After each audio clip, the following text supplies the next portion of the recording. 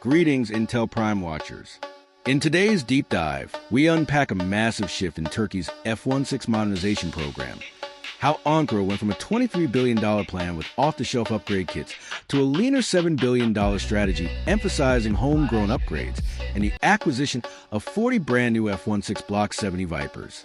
Why the change? What will still be purchased? And what does this mean for Turkey's defense industry, regional influence, and national sovereignty? Let's break it down. What was planned?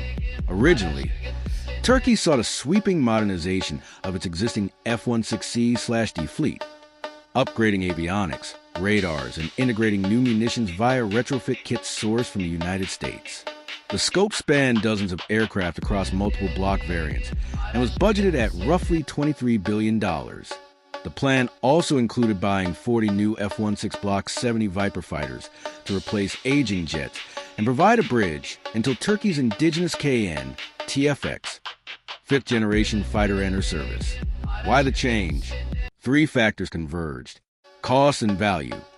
Detailed analysis showed the U.S. kits were expensive and didn't dramatically enhance mission profiles relative to domestic solutions. Upgrading avionics and integrating new weapons in-house could be done for a fraction of price. Sovereignty and sanctions. Following sanctions tied to S-400 procurement and Turkey's ejection from the F-35 program, relying on U.S. kits risked future delays and political strings. Industrial capability.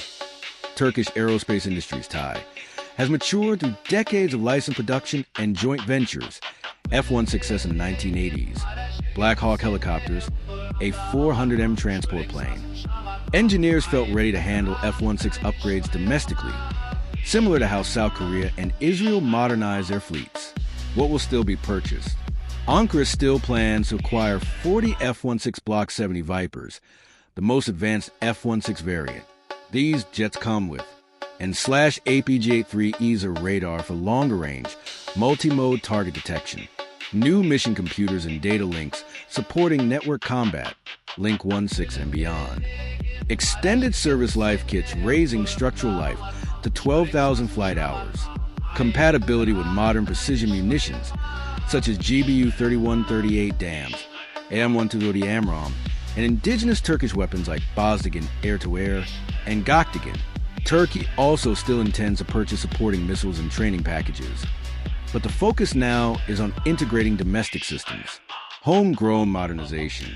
With U.S. kits off the table, TAI and state-owned Aselsan will retrofit existing F-16S with national mission computers and EW suites to replace aging U.S. hardware. Murad ESA radars, derived from fighter and drone projects, enabling Turkey's F-16S to share software with Kyalama UAVs and KN fighters.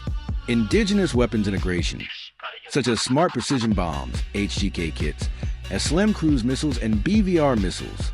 Early estimates suggest these in-house kits cost about $7 billion total, a significant savings compared to foreign retrofits, and foster knowledge transfer for future aircraft programs. Strategic implications. Budget efficiency. Trimming the program from $23 billion to $7 billion frees billions for other projects, such as KN, the Herjet trainer, and advanced naval vessels. Industrial growth.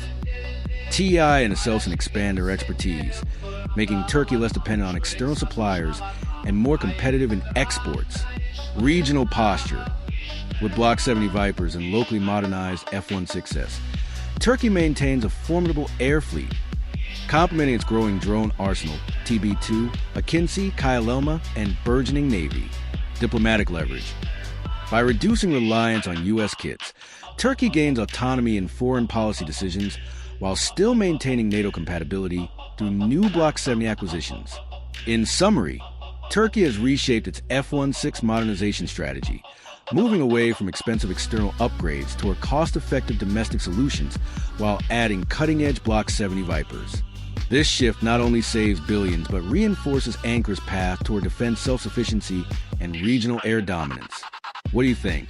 Will Turkey's pivot strengthen its aerospace capabilities, or does it risk falling behind without U.S. systems? Drop your thoughts in the comments. Smash the like button if this was insightful, and subscribe to Intel Prime for more deep dives into military tech and geopolitics.